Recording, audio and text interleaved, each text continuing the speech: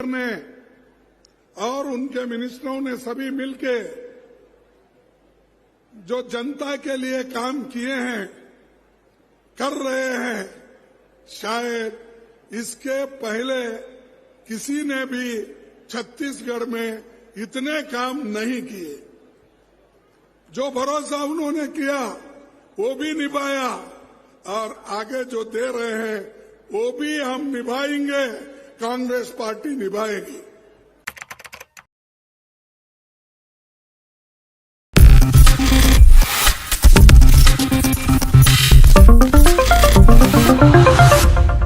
बेशब्द चिंता। एक बार जोरदार तालियों के साथ माननीय मुख्यमंत्री महोदय का अभिनंदन करें, स्वागत करें।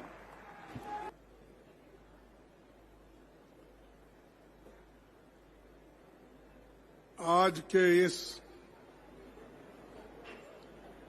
भरोसा कार्यक्रम में जो जोरदार ये बहुत ही बढ़िया यहां पर एक सभा आयोजित किया गया है और इस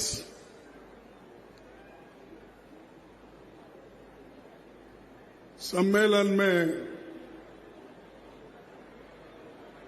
श्री भूपेश बघेल जी, मुख्यमंत्री छत्तीसगढ़, थोड़ा शांत बैठे, कुछ नहीं हुआ, सब बैठे थोड़ा देर, 10 मिनट और बैठे, 10-15 मिनट बैठे, उधर कुछ नहीं हुआ, बैठिए, सब लोग बैठे, सबसे आग्रह 15-20 मिनट बैठे, बैठ जाइए। Thank you.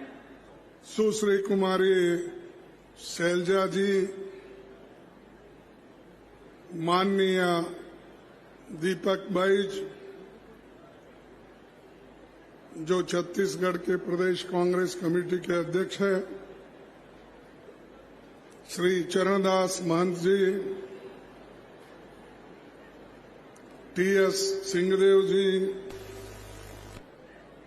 ताम्रध्वज साहू जी, श्रीमती रंजिता रंजन जी, चंदन यादव जी, प्रवीण झा, विजय जांगीर जी, रविंद्र चौबे जी, अमरजीत भगत जी, श्रीमती फूलमदेव नेताम जी, राजेश लिलोटिया जी और मंत्रिमंडल के सभी सदस्यों, विधायकों,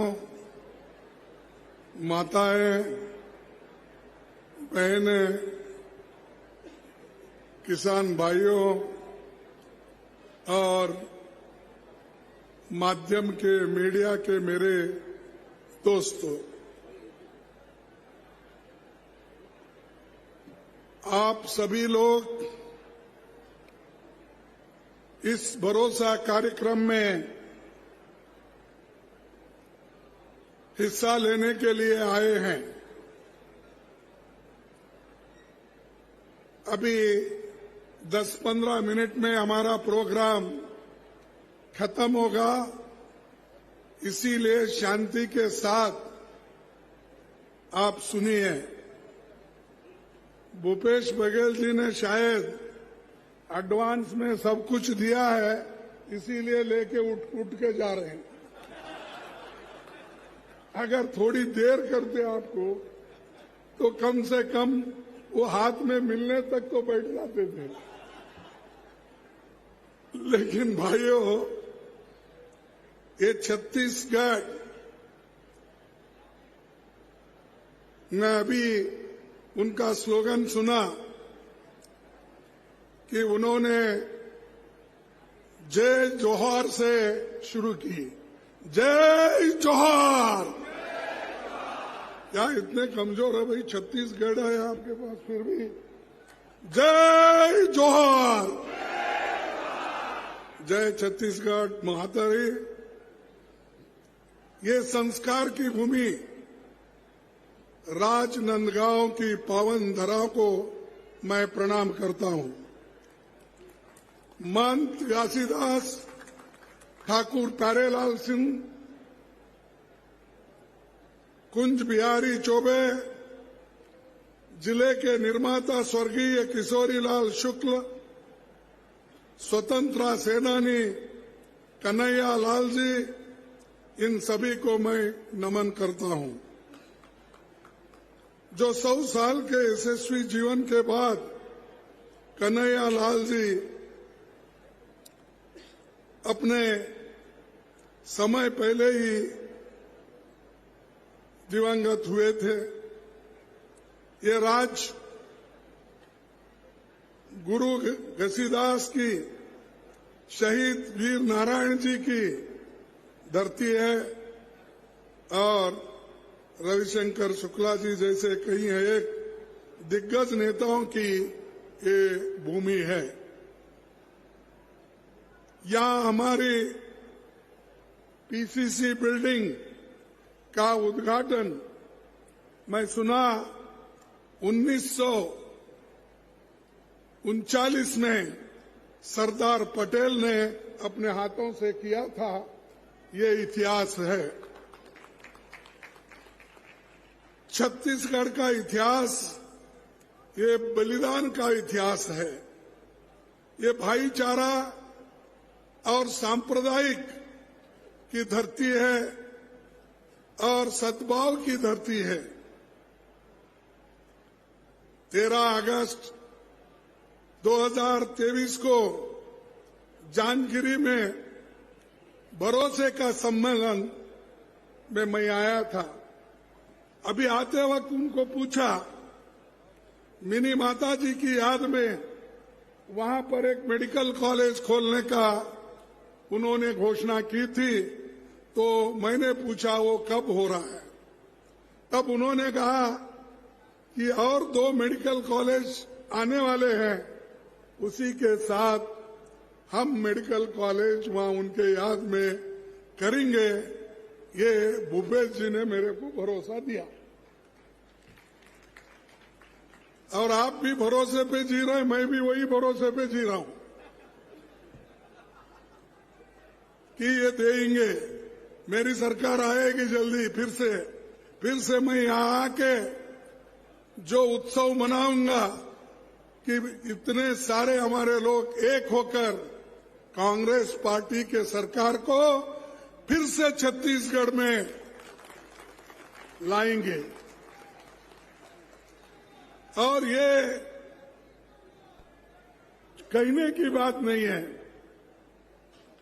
जो चीफ मिनिस्टर ने और उनके मिनिस्टरों ने सभी मिलके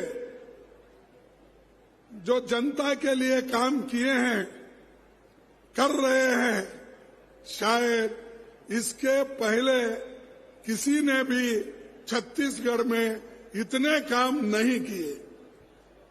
जो भरोसा उन्होंने किया वो भी निभाया और आगे जो दे रहे हैं वो भी हम निभाएंगे, कांग्रेस पार्टी निभाएगी। तो इसलिए कांग्रेस पार्टी के ऊपर आप भरोसा रखिए। ये गरीबों की सरकार है, दलितों की सरकार है, पिछड़ों की सरकार है और शेड्यूल ट्राइब की सरकार है और छोटे छोटे किसानों की सरकार है। इसीलिए यहां पर लोग बहुत ही एक इनोसेंट है। वो हमेशा अपने काम में ही मशरूफ रहते हैं, किसी के तरफ ज्यादा दूसरे चीजों को ध्यान नहीं देते। ये मोदी जी का गुजरात मॉडल नहीं है, ये कांग्रेस पार्टी का, भूपेश बघेल का और उनके मंत्रिमंडल का मॉडल है। और वो शायद यहां पर आकर देखेंगे, क्योंकि उनको देखना चाहिए। सिर्फ भाषण करके जाते हैं। मोदी साहब आते हैं, तो भाषण करके जल्दी चले जाते हैं, और वो भी अकेला भाषण करते हैं। आपने तो 3, 4, 5 लोगों को चांस दिया, ये बड़ी बात हो गई। लेकिन मोदी जी किससे किनको बोलने का चांस नहीं देते, किसकी बात भी सुनते नहीं, आते हैं सीधे माइक पर ठहरते हैं। पहले भाइयों और बहनों बोलते थे, अब मेरे परिवारजनों बोल रहे। ये नया स्लोगन शुरू हुआ, मेरे परिवारजनों, ये कहकर लोगों को संबोधित करते हैं, और आज वो लोग उस ढंग से चल रहे हैं। अब आजकल नड्डा साहब भी आ रहे थे शाह साहब के पास, शाह साहब भी आ रहे, चुनाव में सभी आ रहे हैं। चुनाव के पहले कभी लोगों की हालात पूछने के लिए आए नहीं, और लोगों को क्या केंद्र सरकार से देना, इसके बारे में कभी कोई पूछा नहीं।